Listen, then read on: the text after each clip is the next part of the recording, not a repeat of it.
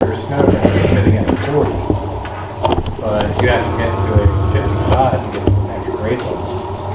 Well, their amount of time is going to take much longer than someone sitting at 52 to try to get to that 55. So in short, we look at, can you get 3 to 5 each year, and then can you sustain those practices? And so I don't think that you can look at a singular letter grade of a school and just casually say, hey, can you go from a D to a C? We work with each principal, all their school improvement teams, and specifically the district team supports the school-based team to really look at where is each individual child. Because when you talk about grade level, when you talk about a report card grade, that's the end game. What you want to know is whether Matthew, who's a 5th grader sitting at an elementary school, but Matthew's on a 1st grade math level, can I get Matthew up to an 8th grade level before Matthew gets to 8th grade? Right? And so in pre-COVID, 1 year of a challenged school year makes 2 years of student recovery. Whereas in COVID, 1 year of COVID, research is showing 3.5 years of recovery. So in short, your educators are trying to grow students, not just 1 year's growth in 1 year's time. They're now trying to exceed that growth to the maximum ability. And when they do that this year, as you know, the board knows, you're still going to be low performing next year in some of our schools, but their achievement you may be proud of. So listen to how I say that, is the teacher may actually exceed growth to 2 years, 2.5 years, but the public may read that you're still at D and you are going to be proud of them because of that achievement. Right?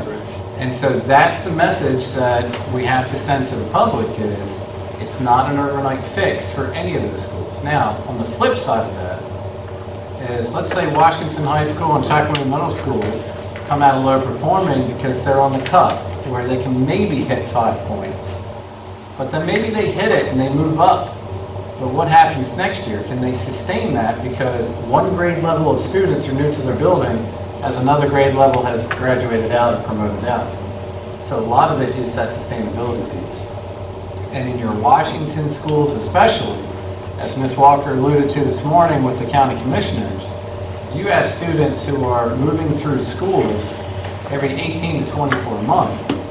So the vertical articulation of why you talked about the collaboration being so important goes back not to the school report card grade, but what the student is actually learning and how they're achieving. And so when you're looking at schools and their final report card grades, I could caution everyone that let's say Dr. Horton and her team get another D next year, and maybe they roll in at 44, we're going to be really excited about that because of that type of opportunity.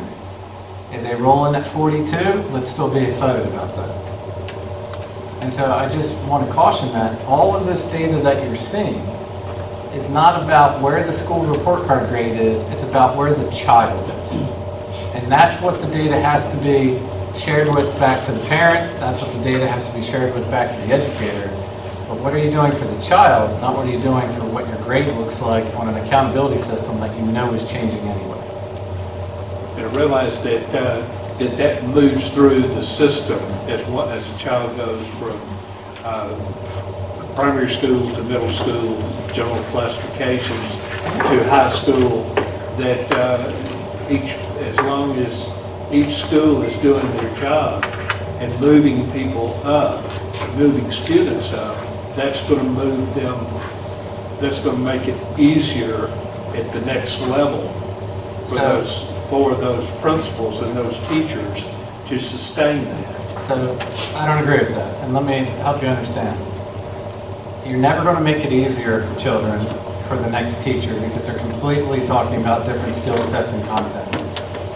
What you're hoping is that students who are 2 years behind, 2 grade levels behind, I'll say grade levels, as you showed us tonight, and or 1 grade level behind, a 3rd grade John Cotton Taylor teacher may be receiving a 3rd grade student who has kindergarten skill set walking in the door. Think through that for a minute. Better. coming through COVID, if you were a 5th grade John Small student and you walked out of COVID into a quote-unquote normal year, which this school year is your first normal year, well, now you're in 9th grade. You completely missed your normal middle school experience at P.S. Jones. So in short, what I'm essentially saying is, how do you look at a 9th grade teacher who is not in an elementary school and turn and say, here are the elementary skill sets I need to incorporate into my physical science class in order for you to understand what's going on? There is just a tremendous onion you have to peel back. And I caution everybody in the room, it's not the grade level that's assigned to the school. It is, what does the child know and what's the skill set that they can carry to the next grade level? Because at the end of the day, yes, the child is going to have a transcript upon graduation, but our goal is to graduate them with the skill sets ready for their next decisions, whether it's employment, enlistment, or enrollment. And that's the goal. So when you're looking at all this data, this is what it is in this moment, not what it is tomorrow. Would you agree with that? And so this is a snapshot of time, like looking at the speed of an electron versus where it is. You can't figure them both out at the same time. Right? So I just need you to be aware of, it's less about the accountability grade and far more about what the skill set of the child is. And it does not get easier moving them up. It just does not. As a former high school teacher, chemistry, forensic science, if I had a chemistry student who was not proficient in mathematics, of elementary math, it did not make it easier for me as a chemistry teacher. So then I have to figure out how to teach the child math along with chemistry. I'm looking at these check-in scores Sure. for proficiency. Sure.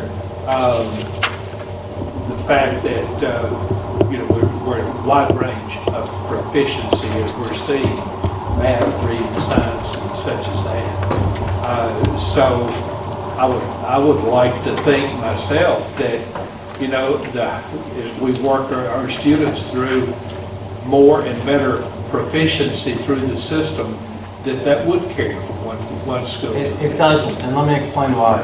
And I'll talk about my own child. So I'm not talking about any other child. And she's going to love me for this when I get out of here. All right? So a check-in scores a capture of time in that moment when the child takes the test. The test is not always aligned to where the pacing of the class is. So, do I have to say anything else? No, you explained that to me. Right. So therefore, if the teacher turns and says, all of you are not getting it, let me stop and let's go back to make sure you get it, well, now the pacing is slightly off. But the assessment window doesn't change.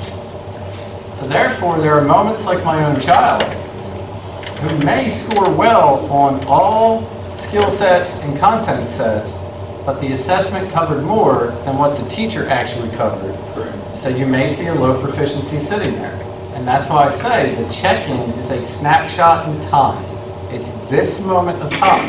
And the check-in is not meant to put an accountability score to it.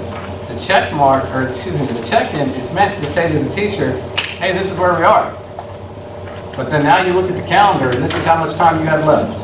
So now what do you need in order to go back and look at your instructional practices to increase that sense of urgency, to look at that intervention, to look at that remediation, what's the pull-out, what's the additional piece that you need. So again, I caution you that when you look at check-in information and you see a 50 or you see a 60, what does it mean? Because as you read it, you don't know where the teacher is. It's a number sitting in space. It's a moment of time. Not defending it. I'd love to see 100 and a 90 and an 80, right? I would love that. But please don't mistake these numbers as if it was the landing rate of a pilot and you were getting on the plane and you asked the pilot, no pun intended, that he had a 92% landing rate. You'd be nervous, right? Or the surgeon had an 87% survival rate. Wouldn't that make you nervous? So those are different things because those are applicable to that moment of time when you're getting on the airplane. This is a snapshot. It's already gone. It's past. So be mindful that you're not assembling the responsibility, or assigning the responsibility of accountability grade on top of principals who are busting their tail, working on behalf of teachers, when in this moment, it's a snapshot of time. Thank you. Ms. Walker.